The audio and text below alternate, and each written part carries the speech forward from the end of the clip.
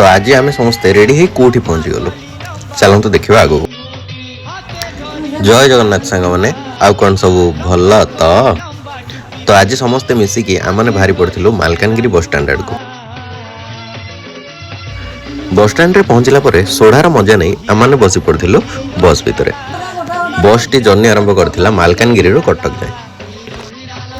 मालकानगिरी गोटे बस आसो आ माँ भैरवी आशीर्वाद बिना आसो ता असंभव। से आमने माँ को आशीर्वाद भिक्षा कर आरंभ कर आमर जर्नी। यही भाव में गाड़ी आग को बढ़ी बढ़ी आम मैंने आसी पहुँच जाइए कोरापुट। तापर सुना बेले आम पहुँच जाइलु खाइबा। सब बेले जिते स्वादिष्ट खाद्य खाइले जर्नी बेलर खाद्य सबुठारु नियारा। तापर खाइबा पीवा सारी आमने पुणी बस पड़ू बस रे। बस टी सकाल सकाल जाई लगी जाइतिला कटक रे। तापर कटक आमने केमती घर को गलु सेटा जानिया पे आपण मानकु देखिया पड़ियो पार्ट 2।